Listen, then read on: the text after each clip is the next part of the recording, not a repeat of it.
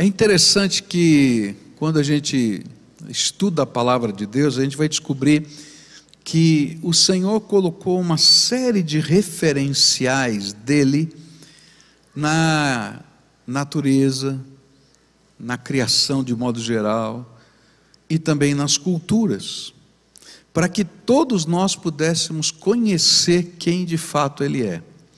E um dos referenciais que Deus escreveu na cultura, na história, na criação, tem a ver com a paternidade.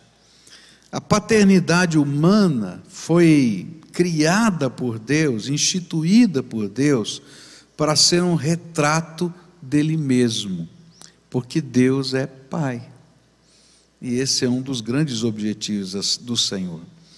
Assim, quando você vê um bom pai, você está vendo, ainda que de um modo distorcido pelas falhas humanas, uma representação de Deus. Deus está se anunciando em algumas características. Por isso que o texto está falando para a gente que assim como um pai, não é, tem compaixão dos seus filhos, assim o Senhor tem compaixão dos que o temem. Ele está usando esse referencial para a gente. Por isso, nessa manhã, eu queria olhar para o Salmo 103 e numa perspectiva um pouquinho diferente. O que Deus nos ensina a respeito dele mesmo, nesse salmo, e que pode nos ajudar a sermos melhores pais para os nossos filhos, para que a gente possa aprender com Deus a ser pai. E o nosso propósito então é buscar nas Escrituras dicas de como podemos exercer e ao mesmo tempo desfrutar a paternidade.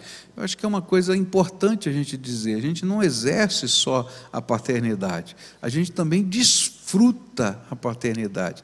É muito gostoso, não é? A gente desfrutar desse vínculo, dessa coisa bonita, né? de gerar filhos, de ver os seus filhos se desenvolverem, de participar da vida deles, de participar da história. Então o que a gente pode aprender com o Salmo 103 a respeito disso?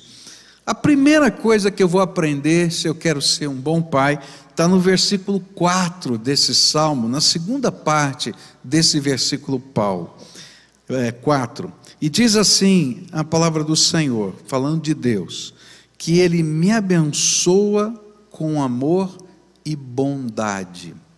Eu acho que uma das coisas preciosas que a gente pode aprender como pai com Deus é abençoar os nossos filhos com o nosso amor e com a nossa bondade. A Bíblia está nos ensinando que é o amor de Deus e é a bondade de Deus que nos constrangem, que movem o nosso coração. Há uma bênção muito especial que compartilhamos com os nossos filhos quando nós os amamos, de modo que eles possam perceber o nosso amor. Não é? Quem não vai lembrar, não é? Porque pai tem um jeito diferente de mostrar amor do que a mãe, não é? São jeitos diferentes, né? O pai, quando vai brincar com o filho, brinca do quê? De luta, não é verdade? Né? Vai lá lutar, e não importa se é menino ou menina, né? A gente vai brincar de luta, né? Mas daí a mãe diz assim, escuta, é menina, não brinca de luta. Mas ele é pai, né? Esse é o jeito dele. Aí de vez em quando machuca, chora, né? Dá aquelas confusões e tal, mas é pai, né? Mas ao mesmo tempo a gente gosta de brincar, né? E outras brincadeiras que vêm como pai. Mas o que a Bíblia está dizendo para a gente é que esse momento que a gente está tocando, que a gente está brincando, que a gente está se envolvendo, a gente está demonstrando a bênção do nosso amor. É interessante porque quando a gente abraça, não é, um filho, a gente como pai transmite um sentimento diferente do que o sentimento da mãe quando abraça. A mãe quando abraça consola, não é? O pai quando abraça protege, não é? E essa é uma coisa forte. E é importante que nós entendamos que isso constrói o caráter, isso abençoa a vida. Então, não importa a idade que os seus filhos tenham, abrace, dá um beijo, isso é importante. E olha, filho, pai adora abraço e beijo também, viu? Pode ficar sem graça, mas adora, tá? Então vai lá e dá um abraço, dá um beijo. Mas não é só isso, né? A gente demonstra o amor, esse amor que abençoa a vida, quando a gente é capaz também de expressar esse amor com palavras. Palavras que reafirmem algumas coisas importantes que os filhos sentem em relação aos pais. Todo filho espera que o seu pai se orgulhe dele. Presta atenção nisso.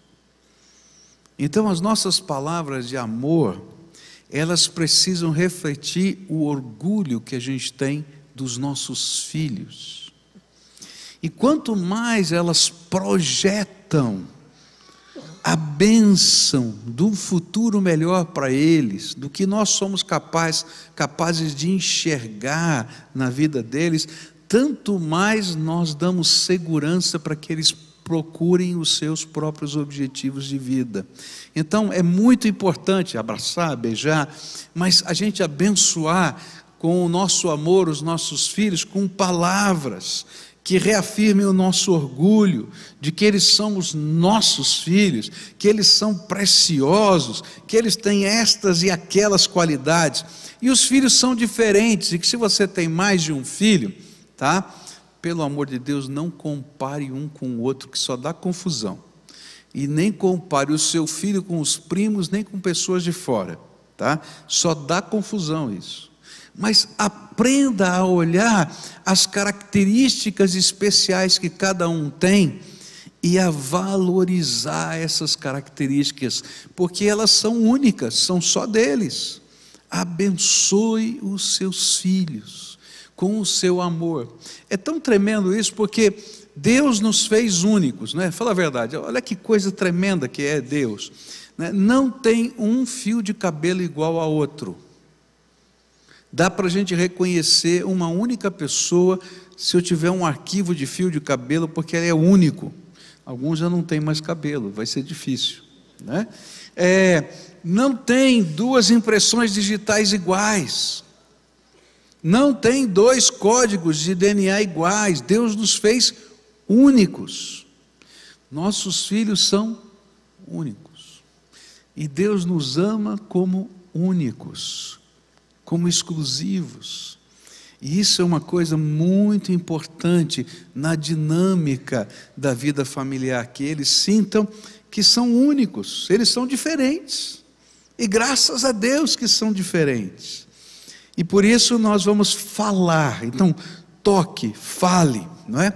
Mas amor precisa de ações que demonstrem o quanto eles são importantes para nós.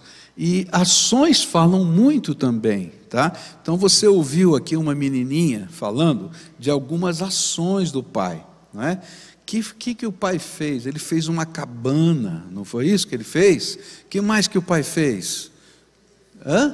O berço, olha só, que o berço está lá até hoje, tá? Então assim, ações. E o que está por trás das ações, além da gente fazer coisas, é separar tempo, é valorizar o que é importante para o outro, é dar-se de alguma maneira. E quando a gente olha para o modelo de Deus, a gente vai descobrir que Deus fez isso em Cristo Jesus, quando Ele nos mostrou quão importantes nós somos e quão significativo é o amor dele por nós, quando ele tomou o meu lugar e o seu lugar na cruz.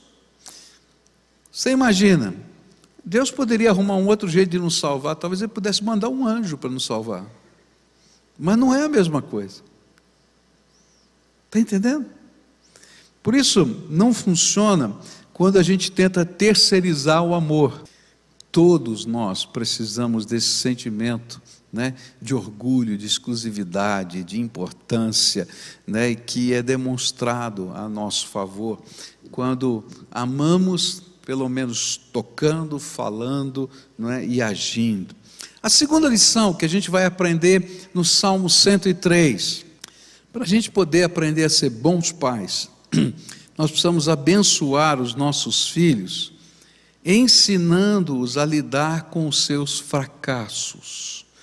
E é interessante que o Salmo 103 trabalha essa questão dos fracassos em pelo menos 3 versículos. Eu só separei 3 por uma questão de tempo, mas tem mais aqui nesse salmo, onde ele diz assim: o Senhor perdoa todos os meus pecados e cura todas as minhas doenças, no verso 3. No verso 9, ele não vive nos repreendendo e a sua ira não dura para sempre. E no verso 14, pois ele sabe que somos feitos, como somos feitos, lembra que somos pó.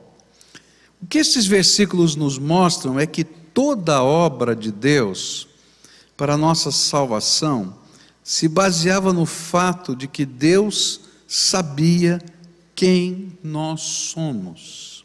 Nós somos só pó. Mas, apesar de ser só pó, você pode ser melhor do que é. E sabe, apesar de você só pó, você pode ser melhor do que você pensa que pode ser. E é por isso que Deus trabalha conosco, derramando sobre nós a sua graça, para que a gente não precise ser só pó o tempo todo, para que a gente possa ser transformado de graça em graça, para que a gente possa crescer, para que a gente possa ter uma vida eterna, para que a gente possa herdar o céu que Ele preparou para nós, que a imagem dEle em nós seja mais forte do que o pó que está em nós. E nós abençoamos os nossos filhos quando nós os ensinamos a lidar com essa realidade das suas fraquezas ou dos seus fracassos. Mas como é que a gente ajuda os nossos filhos a enfrentarem essa realidade da vida? A primeira coisa que a gente vai aprender aqui nesse texto é que quando a gente é capaz de reconhecer que nós também falhamos e que nós estamos aprendendo com os nossos próprios erros, nós ajudamos os nossos filhos a lidarem com os seus fracassos. É interessante porque a nossa maneira às vezes de trabalhar é querer o melhor para os nossos filhos, não é verdade? E a gente educa os nossos filhos para que eles não falhem, não é? Mas às vezes a gente não sabe educar os nossos filhos para aprenderem com as suas falhas. E como é que a gente ensina os nossos filhos a aprenderem com as suas falhas? Quando nós temos a coragem de contar que nós falhamos. E o que a gente aprendeu com a nossa falha. E como a gente aprendeu com a nossa falha. E aí o que acontece? A gente tem uma maneira de lidar com aquilo que parece ser, não é, o quase impossível, que é lidar com as falhas. E a gente vai aprendendo a lidar com as falhas. Então, por exemplo, você já aprontou na escola? E você aprendeu com as suas falhas? Aprendeu? Então, se surge uma situação assim, dizer, olha, um dia aconteceu isso comigo, aconteceu assim, assim, assim, e a consequência foi essa, por isso eu estou dizendo para você que é melhor você aprender com aquilo que aconteceu aqui hoje, senão, não é? E aí a gente aprende com as nossas falhas, e a gente ensina os nossos filhos a tirarem lições positivas das coisas boas e das coisas ruins, para crescer. Mas não é só isso.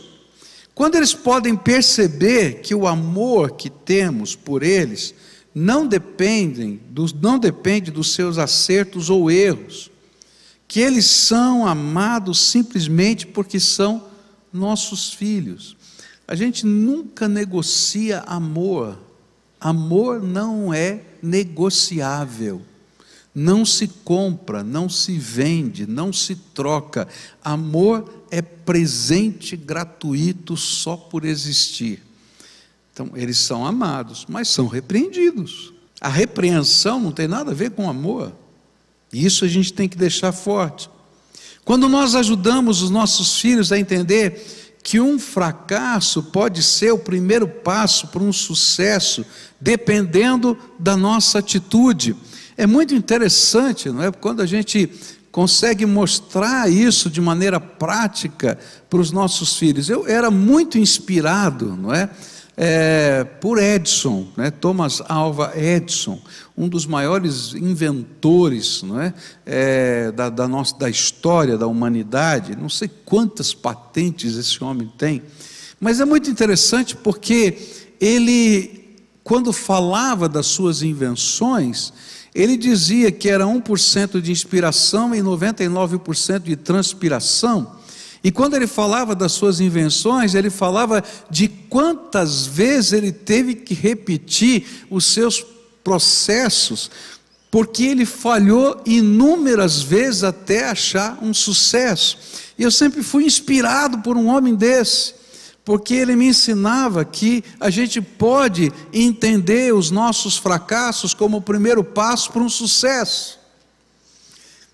E eu achei tremendo isso na história da minha família, quando eu pude aprender com os meus familiares. Quando eu aprendi, por exemplo, com o meu bisavô, que veio aqui para esse país da Itália, não é?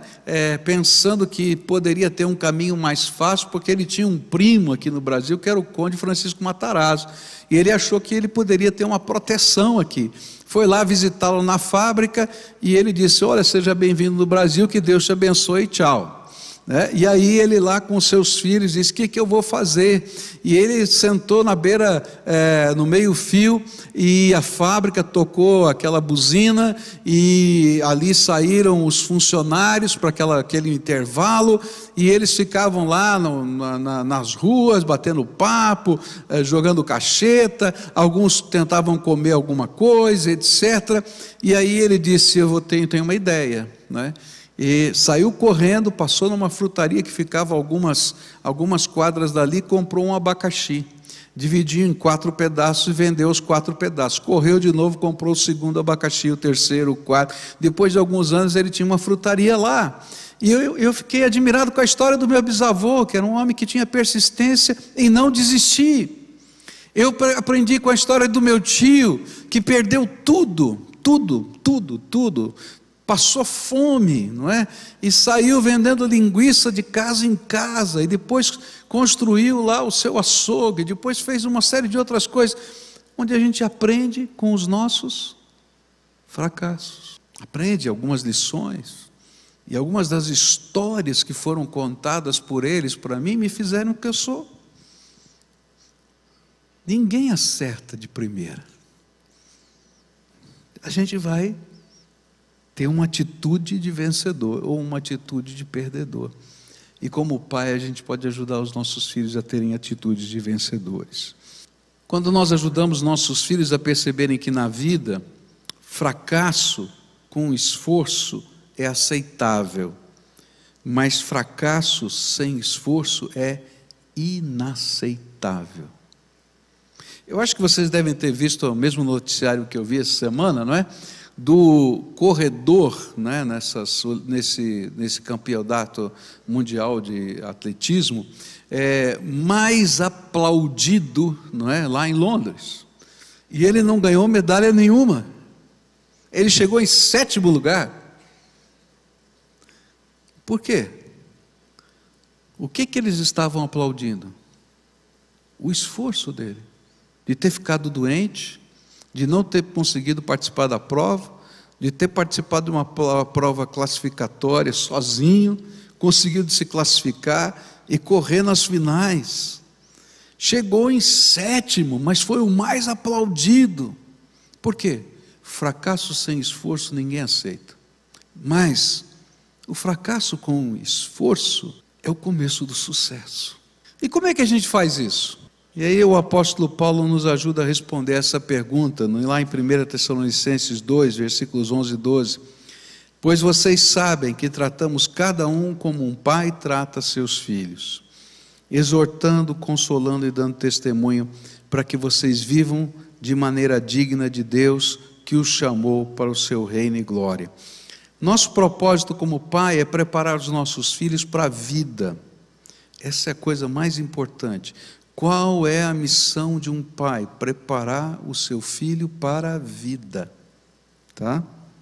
E ajudá-los a construir os seus objetivos. E aí, Paulo vai nos ensinar que, usando 3 palavrinhas chaves aqui, como é que a gente faz isso? Primeiro, ele usa a palavra exortando, que é chamar para o lado, né? A palavra exortar aqui é paráclito, a gente tem que chamar para o lado, tá? Caminhar junto. É aquele tempo que a gente vai ensinando, caminhando, onde a gente aconselha rindo, onde a gente trabalha elogiando, a gente encoraja, a gente repreende, mas é pelo contato íntimo, carinhoso, franco, aberto, que a gente constrói valores no coração e na mente do seu filho, e assim nós construímos gente que está preparada para a vida, tá? Então, se você quer uma dica, né, chama para perto e anda junto, caminha junto, que ele vai aprender com os seus acertos e erros, ele vai se sentir amado, mas vai descobrir sabedoria de vida. E uma das coisas importantes que a gente vai descobrir na vida é que os valores que a gente quer passar para os nossos filhos, a gente não passa com sermão, a gente passa com relacionamentos. Cada filho tem o seu jeito, não é? Então, minha filha tem um jeito de ser, ela é aquela que acorda às 4 horas da manhã para estudar e está feliz, tá? O meu filho é aquele que dorme às 4 da manhã e está feliz, tá? Então, cada um tem o seu jeito, e às vezes para caminhar junto é complicado, né? Porque o meu filho vinha, quando ele queria conversar, ele estourava pipoca, 2 da manhã, sentava na beira da cama para eu comer pipoca junto com ele, né? E a gente ficava batendo papo até as 4, eu tinha que trabalhar no outro dia. E a minha mulher, doida de raiva, com o cheiro da pipoca, com o barulho da pipoca, com o saco da pipoca, entende? E porque tudo acontecia no quarto. Mas são essas diferenças, né, que a gente tem que respeitar em um e outro. E a gente tem que aprender a caminhar juntos. Por isso, a gente vai aprender com Paulo que esse é um dos valores que a gente pode construir através dos relacionamentos significativos. A segunda palavra que ele vai usar é consolando, e a palavra consolar aqui significa incentivo, calma, encorajamento. E o nosso papel como pai é motivar os nossos filhos a experimentarem o poder de Deus nas suas vidas e a resistir às pressões do mundo. E isso deve produzir alegria, alegria. Essa é uma coisa bonita. A gente ganha muito mais encorajando do que dando bronca. Tem um livrinho que diz assim: se eu começasse minha família de novo, não é? E ele vai dizendo várias coisas que ele mudaria no que ele fez. Eu acho muito interessante esse livro, é uma autocrítica muito bonita. Se eu começasse minha família de novo, né? E ele diz exatamente isso: eu encorajaria muito mais. Por quê? Porque a gente ajuda as pessoas a enxergarem o alvo, né? O alvo da vida, mas o alvo da graça de Deus, e caminhar nessa direção. Terceira coisa que Paulo vai falar é de testemunho, e aqui significa modelo, tá? Não tem como a gente ajudar os nossos filhos a crescerem e estarem preparados da vida se eles não tiverem modelos. Um dos grandes problemas hoje é que faltam modelos. Modelo de honestidade, modelo de masculinidade certa, positiva, modelo de solução de problemas, modelo. E a palavra testemunho tem a ver com isso, a gente consegue passar modelos. E eu queria terminar, nesses 3 minutos que sobram para mim, falando de uma das coisas que a gente não gosta muito de pensar, mas que o Salmo 103 coloca em destaque aqui.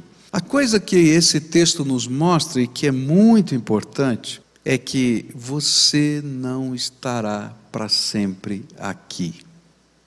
Se tem uma coisa horrível, né, para a gente sempre lembrar, é essa, ó, você vai morrer. É isso que a Bíblia está dizendo. E a grande pergunta é, como é que a gente pode abençoar os nossos filhos para sempre? A gente precisa deixar um legado.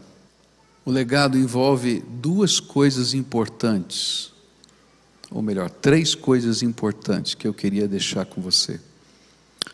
A primeira delas, os valores que você ensinou ao longo da sua vida. Segundo, a fé. Porque se a gente não ensinar a próxima geração a temer a Deus, quando você partir, será um adeus. Agora, se você ensinar os seus filhos a temerem a Deus e a viverem na graça do Senhor, quando vocês partirem, será só um até logo. Porque a gente tem a vida eterna. E por isso que a Bíblia fala tão forte, que entre os valores, o temer, a aliança, o compromisso com Deus tem que ser um dos princípios da sabedoria. E a terceira coisa, são as orações que você fez aqui na terra pelos seus filhos. Há uma falsa sensação, por causa da doutrina católica dos santos, de que a gente vai continuar orando, intercedendo, depois de morto, pelos nossos filhos. Então tem gente que vai lá na sepultura, vai conversar com o pai na sepultura, pedindo para o pai interceder para Deus. Não funciona assim. A Bíblia diz que só tem um mediador entre Deus e os homens, Jesus Cristo. A gente tem que aprender a orar para Jesus. Mas há uma coisa que está na Bíblia que é tremenda. Toda oração que você fez aqui em vida pelos seus filhos e que ainda não foi respondida, toda bênção que você deixou em oração pelos seus filhos e que ainda não foi respondida, continuam na presença de Deus até a resposta chegar.